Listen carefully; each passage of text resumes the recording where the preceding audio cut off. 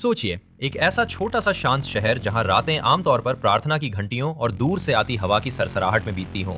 लेकिन एक रात उसी शहर की खामोशी को किसी चीख ने नहीं, बल्कि मौत के लिए बजाई जा रही एक धुन ने चीर दिया। और जब पुलिस वहां पहुंची तो उन्हें सिर्फ एक मर्डर सीन नहीं मिला। उन्हें लगा जैसे किसी पागल दिमाग ने इंसानी जिस्मों और धार्मिक प्रतीकों से एक डरावनी पेंटिंग बना दी हो। यही वो रात थी जब डिटेक्टिव लोइस, एक सख्त, टूटी हुई और भीतर से लगातार जलती हुई औरत, एक ऐसे खेल में खींच ली गई जहां हर अगला सुराग उसे सच के और करीब नहीं, बल्कि और गहरे अंधेरे में ले जाने वाला था। पड़ोसी ने शिकायत की थी कि आधी रात के बाद भी घर से बहुत तेज आवाज में संगीत बज रहा था। लेकिन जब दरवाजा खुला तो सामने था एक ऐसा मंजर जिसे देखकर सबसे अनुभवी अफसर भी कुछ पल के लिए जड़ हो जाए। एक पूरा परिवार खत्म कर दिया गया था। कमरे में सब कुछ इतना सोचा समझा, इतना भयावह, इतना अस्वाभाविक था कि ये साफ लग रहा था ये गुस्से में किया गया अपराध नहीं था, ये एक संदेश था। हत्यारा सिर्फ लोगों को मार नहीं रहा था, वो दृश्य रच रहा था, अर्थ गढ़ रहा था, और उन अर्थों को समझना आसान नहीं था। सबसे डरावनी बात यह थी कि इतनी क्रूरता के बावजूद वहां कोई उंगलियों के निशान नहीं, कोई साफ डीएनए नहीं, कोई सीधा सबूत नहीं मिला। बस एक अजीब सी काली चिपचिपी परत, जैसे मौत गुजरते गुजरते अपना साया छोड़ गई हो। लोइस के लिए यह केस सिर्फ पेशे का हिस्सा नहीं था, वो पहले ही निजी जिंदगी के बोझ तले दब चुकी थी। उसका पति अस्पताल में अचेत पड़ा था, घर में दूरी थी, दिल में गुस्सा था, और अब यह शहर भी उसकी आंखों के सामने टूट रहा था। तभी पुलिस स्टेशन में एक नन आती है, सिस्टर मेगन। पहली नजर में वो शांत, संयमित और धार्मिक लगती है, लेकिन उसकी आंखों में एक अजीब तरह की बेचैनी है, जैसे वो यहाँ संवेदना के लिए नहीं, किसी गहरे आकर्षण के कारण आई हो। लोइस तुरंत भाप लेती है कि ये औरत साधारण नहीं है। सवाल जवाब में धीरे धीरे पता चलता है कि मेगन को अपराध, पंथ और धार्मिक विकृतियों में असामान्य दिलचस्पी है। वो मानती है कि ये साधारण सीरियल किलिंग नहीं, बल्कि किसी गहरे अनुष्ठान का हिस्सा हो सकती है। लोइस उसे टाल सकती थी, लेकिन उसके पास कोई रास्ता भी तो नहीं था। इसलिए वो मेगन को केस की डिटेल्स बताती है, और फिर पहली बार कुछ अजीब होता है। जब संगीत का जिक्र आता है, मेगन बिना रुके बोल देती है रेक्वियम, जैसे उसे पहले से पता हो, जैसे वो सिर्फ सुन नहीं रही, याद कर रही हो। उस एक पल से लोइस को लगने लगता है कि शायद ये औरत सच में मदद कर सकती है, या शायद ये उस अंधेरे को पहचानती है जिसमें बाकी सब अभी दाखिल ही हुए हैं। लेकिन समय कम था, क्योंकि जल्द ही दूसरा केस सामने आ जाता है। इस बार कई युवकों की लाशें ऐसी मुद्रा में सजाई गई थीं, जैसे किसी बीमार दिमाग ने धर्म, यातना और सौंदर्य को एक साथ मिलाकर कोई विकृत स्थापना कला तैयार की हो। फिर वही बात, खून गायब, संघर्ष के निशान लगभग नहीं, और वही काला पदार्थ। अब साफ हो चुका था कि ये एक ही कातिल का काम है, और वो सिर्फ हत्या नहीं कर रहा, वो हर अपराध में एक धार्मिक प्रतीक, एक संकेत, एक पहेली छोड़ रहा है। इससे पहले कि पुलिस कुछ समझ पाती, मेगन फिर मौके पर पहुंच जाती है, जैसे उसे बुलाया गया हो। और सबसे चौंकाने वाली बात, वो अपराध की संरचना देखकर उसके पीछे का विचार लगभग तुरंत समझने लगती है। कुछ अफसर उसे पसंद नहीं करते, कुछ उससे असहज रहते हैं, लेकिन लोइस अब उससे दूरी नहीं बना पाती। शायद क्योंकि ये नन पहली इंसान थी जो इस पागलपन में कोई पैटर्न देख पा रही थी। इसी बीच लोइस की निजी जिंदगी और बिखरती जाती है। वो अस्पताल में पति के पास बैठकर अपने मन की थकान निकालती है, लेकिन वहां उसे सुकून नहीं मिलता। घर लौटती है तो उसकी अपनी रसोई में वही मौत का संगीत बज रहा होता है, जैसे कातिल ने उसकी चौखट लांग ली हो, जैसे उसने कह दिया हो, मैं तुम्हें देख रहा हूं।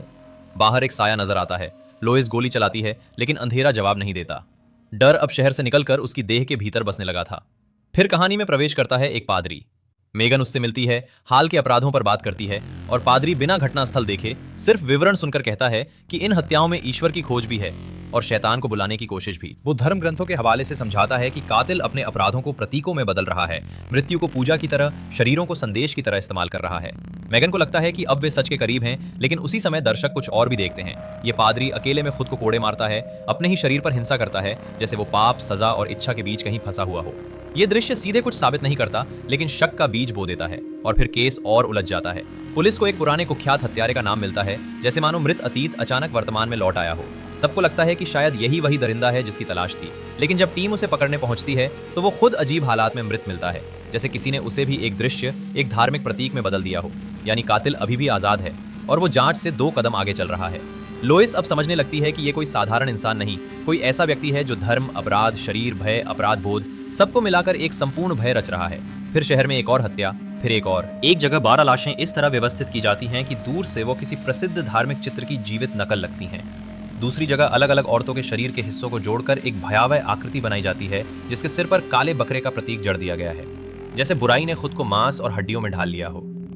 हर बार लोइस को लगता है कि अब शायद कोई सुराग मिलेगा, लेकिन हर बार कातिल सिर्फ दृश्य छोड़ता है, जवाब नहीं। और तब कहानी अपना सबसे विचलित करने वाला मोड़ लेती है। शहर की कई महिलाओं को अगवा कर लिया जाता है, खासकर वे जो हाल ही में मां बनी थीं या बनने वाली थीं। लोइस को पता चलता है कि इस बार अपराध सिर्फ मारने के लिए नहीं, किसी और घिनौने उद्देश्य के लिए किया गया है। एक गुम हुई गाड़ी, बाग में रोता हुआ एक बूढ़ा आदमी, खून से लथपथ मिला एक शिशु, अस्पताल में डर और भ्रम से भरे चेहरे। सारे टुकड़े मिलकर उस आखिरी जगह की तरफ इशारा करने लगते हैं जहां यह भयावह खेल अपने चरम पर पहुंचने वाला था। और जब पुलिस वहां पहुंचती है तो सामने ऐसा दृश्य होता है जो इंसानियत को ही कटघरे में खड़ा कर दे। कई गर्भवती महिलाएं बांधी गई हैं मशीनों और नलियों के बीच इस तरह फंसी हुई जैसे उन्हें इंसान नहीं किसी घिनौनी व्यवस्था का पुर्जा बना दिया गया हो। बाकी सबकी नजरें पीड़ितों पर हैं, लेकिन लोइस को दूर से फिर वही संगीत सुनाई देता है, वही रेक्वियम, वही शोक धुन जो अब तक हर अपराध के पीछे भूत की तरह मंडरा रही थी। वो अकेली उस आवाज की तरफ बढ़ती है, पर्दे हटाती है और एक कमरे में पहुंचती है जिसकी दीवारों पर उसकी अपनी तस्वीरें टंगी हैं। दर्जनों तस्वीरें, अलग अलग जगहों की, अलग अलग वक्त की। उसी पल उसे समझ आता है ये खेल बहुत पहले से चल रहा था और इसका केंद्र वो खुद थी। कातिल सिर्फ उसके सामने नहीं था, वो उसकी दुनिया के बहुत करीब था। तभी पीछे से आहट होती है, हमला, धक्का, संघर्ष। एक पल को लगता है कि शायद इस बार वो हार जाएगी, लेकिन गोली चलती है और नकाबपोश गिर पड़ता है। जब चेहरा सामने आता है तो लोइस सन्न रह जाती है। वो वही पादरी है, वही आदमी जिसने धर्म ग्रंथों की भाषा में कातिल का मन पढ़ लिया था। अब सब कुछ मानो एक साथ साफ हो जाता है। चर्च को घेर लिया जाता है, उसके कमरे से नोट्स मिलते हैं, योजनाएं मिलती हैं, अपराधों की बारीकियां मिलती हैं। शहर राहत की सांस लेता है, पुलिस जश्न मनाती है, लोग मान लेते हैं कि बुराई मर चुकी है। लेकिन लोइस के भीतर कुछ अब भी शांत नहीं होता। उसे यह विश्वास नहीं होता कि इतना जटिल, इतना विस्तृत, इतना बारीक खेल सिर्फ एक आदमी खेल सकता था। और वहीं से शुरू होता है असली अंत। कुछ दिनों बाद मेगन उसके घर आती है। दोनों रसोई में साथ खड़ी हैं। ऊपर से सब सामान्य लगता है, एक केस खत्म हो चुका है, शहर बच गया है, जिंदगी शायद अब पटरी पर लौट आएगी। लेकिन लोइस चुप नहीं रह पाती। वो मेगन से सवाल पूछना शुरू करती है, ऐसे सवाल जिनका जवाब सिर्फ शक से नहीं, भीतर बैठी किसी ठंडी सच्चाई से आता है। वो पूछती है, तुम हर बार इतने जल्दी कैसे पहुंच जाती थीं? तुम्हें वे बातें कैसे पता थीं जो अब तक सार्वजनिक भी नहीं हुई थीं? तुम्हारे कमरे में वे विवरण कैसे थे जो सिर्फ पुलिस फाइलों में बंद थे? लोइस की आवाज तेज होती जाती है और मेगन का चेहरा बदलने लगता है। उस शांत धार्मिक आवरण के पीछे छिपा तनाव पहली बार उभरता है। कमरे की हवा भारी हो जाती है। मेज पर रखा चाकू अब सिर्फ रसोई का सामान नहीं लगता। और फिर बिना किसी बड़े शोर के, बिना किसी नाटकीय घोषणा के असली चेहरा सामने आ जाता है। मेगन हमला करती है। लोइस पलटकर लड़ती है। रसोई जो कुछ पल पहले साधारण थी, अचानक जीवन और मृत्यु के बीच युद्ध भूमि बन जाती है। लोइस घायल होती है, फिर भी हार नहीं मानती। लेकिन ये लड़ाई वैसी नहीं है जहां नायिका हमेशा जीतती है। एक बार, फिर दूसरा, और लोइस जमीन पर गिर जाती है। उसी क्षण ऐसा लगता है कि कहानी खत्म हो गई, लेकिन नहीं, असली झटका अभी बाकी है। अगले ही पल हम उसे एक अस्पताल के बिस्तर पर देखते हैं। उसका पति, जो अब तक उसकी कहानी में निष्क्रिय, टूटा हुआ, बेबस पड़ा था, यहाँ होश में है। डॉक्टर मौजूद हैं, परिवार मौजूद है। और धीरे धीरे वो पर्दा उठता है जिसे पूरी फिल्म भर हमने सच समझा था।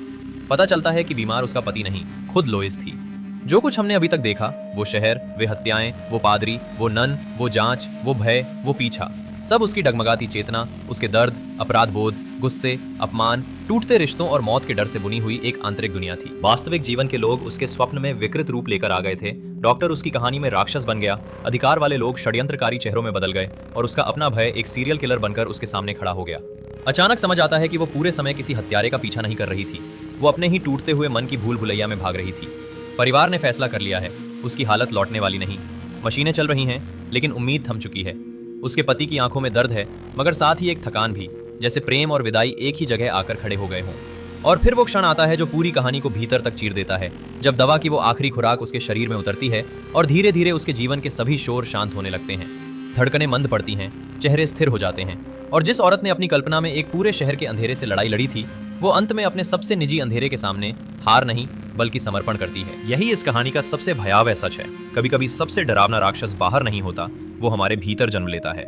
हमारे पछतावों, हमारी कुंठाओं, हमारी अधूरी लड़ाइयों और मरने से पहले आखिरी बार सब कुछ समझ लेना चाहने की उस बेचैन इच्छा से।